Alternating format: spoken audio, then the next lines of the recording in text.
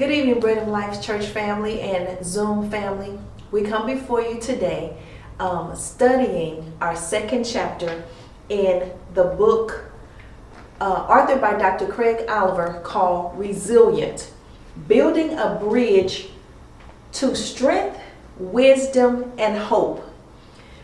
I strongly encourage each of you to purchase a copy of this book so you will be able to read along and study and prepare prior to Wednesday night Bible study, and also to revisit, have an opportunity to go back and revisit the topics or the sections that we discuss in study, and also the sections that you know how you read and you kind of miss things, the sections that you missed that are highlighted during the study.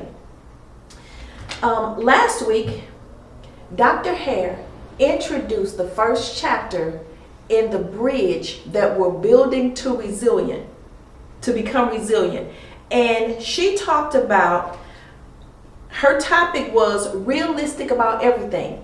And Dr. Hare encouraged us to face our reality and be truthful about what was actually happening. Today, we are going to study. I'm Sister Patricia Hunter, and we are going to study the second chapter called Experiencing God. It's an awesome read. It's an awesome chapter, and this is an awesome book. Please order the book so that you'll be able to follow along and be strengthened as you cross your journey to becoming resilient. We're going to start on page 43 on chapter 2. In the first paragraph, it says, with God, all things are possible. Without Him, nothing works and nothing matters. The second plank in your bridge to resilience is experiencing God. So I want to move ahead because this is the second chapter, first paragraph, but I want us to go to page 58 to the affirmation, because I want us to begin, if we're going to experience God, there's something on our part that we need to do to entreat God to come into our lives. So on page 58, the affirmation says, Lord, I belong to you. Speak to me as I speak to you. Speak to me as I speak to you. When you pray and talk to God, stay long enough to hear Him. Stay long enough to hear something. Don't just get up and say, He didn't answer me. We're asking Him, speak to me as I speak to you. The conversation has to start with us. So we're going to get further and we're going to talk about this affirmation again, but it's important because when you experience God and what He has for you in your reality, we go to Him. We ask for things. We demand things. We cry out for things. We cry out for Him. Experiencing God is not about things. It's about developing a closer relationship with God while we're going through our trials and our struggles.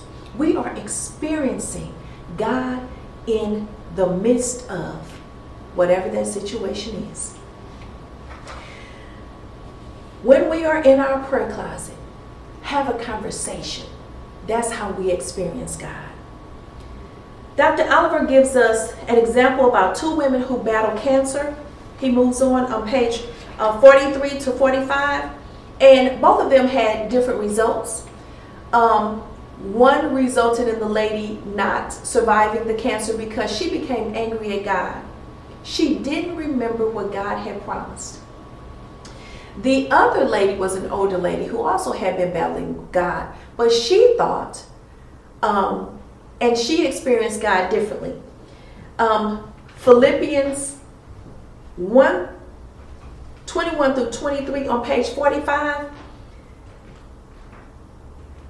says, Paul is saying, for to me to live is Christ and to die is gain. If I am to live in the flesh, That means fruitful labor for me. That means if I'm living, I can work for God. Yet, which I choose, I cannot tell. He's saying, I want to live, but I don't know. I can also experience God, not in this flesh. I am hard pressed between two. Paul is saying, I don't know which one I want. My desire is to depart and be with Christ, for that is better. He's saying he wants to leave and live with Christ because at that point it was better for him. Knowing God is all that mattered for Paul and for this mother who Dr. Oliver discussed in this section. Now, experiencing God comes in different ways, but I just want to briefly share with you my experience. I was diagnosed with cancer some years ago, and the doctor told me the type of cancer that I had was only found in adults in their 60s or 70s. I was pretty young to have that type of cancer. I was in my early 40s at that time. I was not upset. I was not afraid. I wasn't angry at God. I became laser focused in my intentions. I knew what I wanted. In that moment, I knew what I wanted. I asked God to allow me to live to raise my 3 children and see my grandchildren. I was referred to a physician who was considered to be the top oncology surgeon in Missouri. And God just lined up everything perfectly. And I don't want to elaborate on this story, but everyone who touched me, they touched me with kid gloves. They gave me my shots. They drew my blood. They, the prep, the pre-prep, all of that. They were just they asked me, could they pray before they touched me? They asked me, could they pray before they did their jobs? I'm talking about experiencing God after receiving what should have been a traumatic diagnosis. I wasn't in the type of pain. In fact, I wasn't in any pain when they were working with me. When I tell you, everybody from the people who took the MRIs, the people who drew my blood, the people who came to clean my room were tiptoeing around me. God gave me peace in the midst of what could have been a tumultuous storm. That big C word is something for a lot of people. And I'm not saying that it's not to be taken seriously. It's to be taken very seriously, and you're supposed to do what the doctor is instructing. My story is to tell you how God lined up this thing. The night before my surgery, I had a couple of relatives call me, and they cried, and I found myself comforting them and praying for them, telling them God had promised me that I would be here and I would see them after the surgery. Well, the day of the actual surgery, the physician who's going to perform the surgery, they came and they did their bedside thing. He went over the final things, and before he turned to leave, he looked down at me, and I said, I have a question. His name is Bashar. And I said, what does your name mean? And he says, Arabic for bringing good news. I told him, I said, God put us together, and I will be looking for my good news at the end of this surgery. Talk about experiencing God. The person who was about to cut on me was the bearer of good news. God orchestrated everything just right. My husband told me the surgery lasted 10 hours. My sister told me while I was in recovery, I was talking to God. The doctor gave me my good news. They got all the cancer. I didn't have to do chemo, and I didn't have to do any radiation. God's favor surrounded me through that whole process. It still does, but that process should have been one of trauma, anxiety. It was not. I just wanted to know who was going to take care of my kids, who was going to feed them, and that God had promised me that I would be here after that, after the recovery, to take care of them. He gave me peace through that journey. More importantly, I had to truly rely on God for everything through that process. My experience with God, as I stated, continued through my unconscious state. My sister said I was talking to God and thanking God while I was under anesthesia. I make that point to say our experiences with God doesn't necessarily have to be when we are in our prayer closet, when we are in a sanctuary, when we are sitting down at our kitchen table studying this word.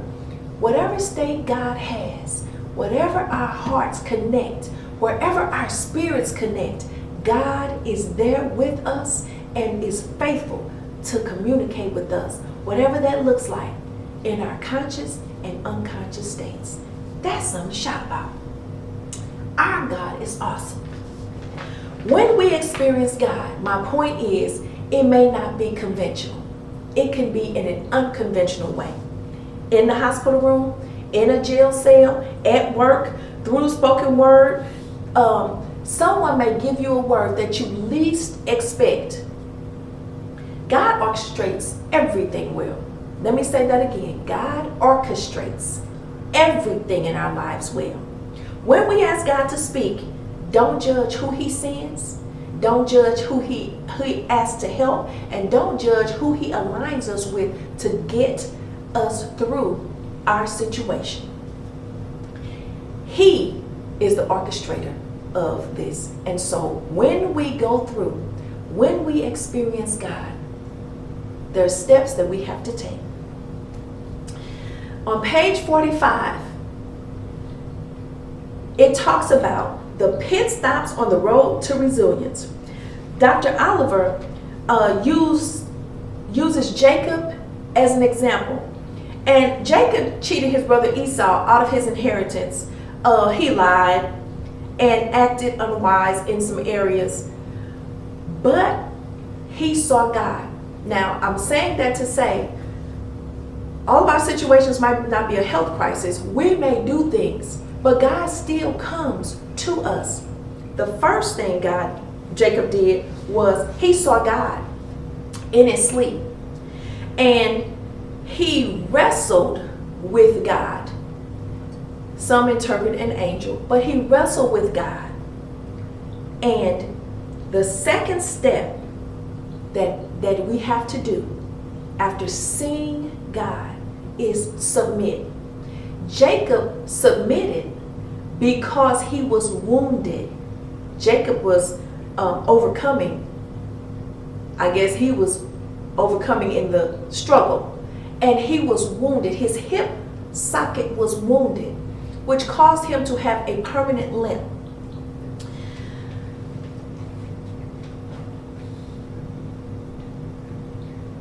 But he was in constant pain because he didn't easily submit. The third thing Jacob did, he got his servants and his family, and he sought God in the end. So we see God, we experience God, and whatever that looks like for us. Mine was in an unconscious state in a hospital bed after a 10-hour surgery. What does your seeing God, what does your experience with God look like? Then I had to submit because I'm laying there in the bed under anesthesia. Everything is, I had no control. God put me right in the place where he could talk to me. I was submitted. And afterwards, I sought God. I sought him before, but that made me sit. My recovery put me in a position where all I had was my family and God. And by them having to leave and tend to their day-to-day activities, it was just me and God every day. It started in my unconscious state. Actually, it started in my conscious state, but it moved into my unconscious state, but it grew after that situation occurred in my life. On page 50, it says a resilient life does not start with us. The second paragraph, a resilient life doesn't start with us. Our choice, our goals, our initiatives. It starts with God breaking into our reality. What does God have to do to get you to submit? Jacob felt that stabbing pain for the rest of his life. I have a scar, a permanent scar to remind me of what God brought me through. That experience. I have a permanent scar on my body. What do you have? What does God have to do? What experience, what wound, what scar, what memory do you have of your experiences with God? On page 50, it says, our encounters with God probably aren't as dramatic as Jacob's, but they're just as real, just as powerful, and just as life-changing. Have you experienced the wonder of God's presence, position, pardon, power, and purpose? Amen. Have you experienced God in all those ways? Has God given you a wound that reminded you to be dependent on Him? Are you ashamed of your limp? Or is it a treasure to you? I consider my scar a treasure because that's minimal in me having my life. God spared my life. He honored my request, and He promised me, and He's keeping His promise. My youngest at the time was 3, and he's 15 years old now. God is preserving me through the years, and I've not had so much as nothing major, more than a cold, a little bit more than that since then. God is preserving me through this process. On page 51, it says, a primary source of resilience. Halfway the page, the first paragraph. A primary source of resilience is the willingness to accept whatever God brings into our lives. It's our willingness to accept whatever God brings into our lives. It's not that pain, loss, and death are good, but we trust that God will use them for good. God used my situation, me having to be incapacitated after that surgery, for good. It helped me build strong relationships with my children. It helped me build strong relationships with my coworkers after the 10 weeks or however long it was. But more importantly, it helped me build a stronger relationship with God. Let's go to page 54. But what about me?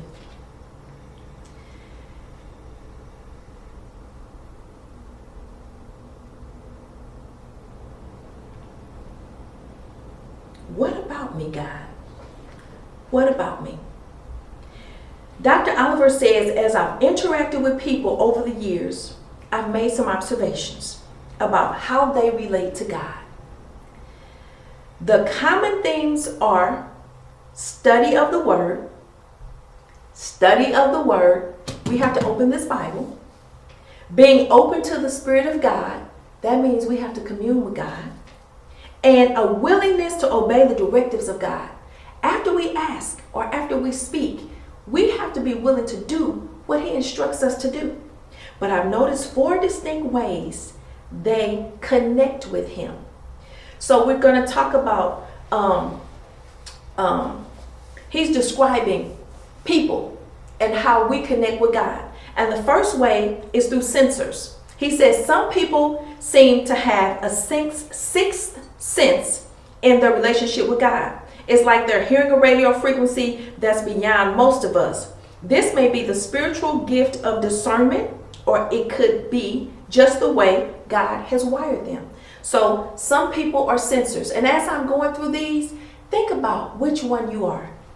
The second one is a feeler, or feelers, Feelers. Other people have a very effective connection with God. When they read the Bible, pray, sing, worship, and interact with people, their emotions are supercharged and they feel joy, sadness, hope, fear, and the rest of the emotional spectrum. So are you a feeler? Some people say, I'm a crier. Are you a feeler? The next one is a thinker. I know some people who carefully analyze every doctrine, proposal, and situation. They don't rush into decisions.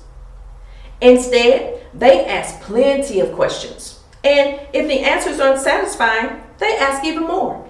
These people dive deep into biblical truth and explore the applications to their relationships and the broader culture. Are you a thinker? The next one is a doer. It says, doers are some people who show their commitment to God by being the first in line to serve the poor, visit the prisoners, and care for the sick and elderly. When they read the Bible, they see a God of action who invites us to participate in specific acts of kindness. The body of Christ needs all of us. Which one are you? I want you to think about this and really look at how you interact with God. Which one are you? How do you serve Him? How do you serve His people? How do you interact when you're in worship? How do you respond in prayer when you commune with God? Which one are you? Hebrews 13:5 says, Jesus told us, I will never leave you nor forsake you, and respond to His gracious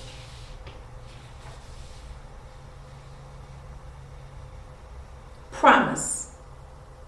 Hebrews 13:5 says, Jesus told us, I will never leave you nor forsake you, in response to His gracious promise. We can tell Him, Lord, I belong to you. Page 57 says, don't assume at the top right, don't assume that God has abandoned you when you face trials. He's still there. He still cares. And He still delights in you. Don't assume that God has abandoned you when you face trials. I know that, and Dr. Oliver says it too, some people think that Satan brings about trials. God allows things to happen. We see that in the Bible. He allows good people to experience bad things. It's not a terrible thing for us to have trials and tribulations. The Bible says we'll have those. So don't assume that God has abandoned you when you have to face a trial. He's there. He delights in you. He cares for you, and He's going to help you make it through. On page 56, let's go backwards.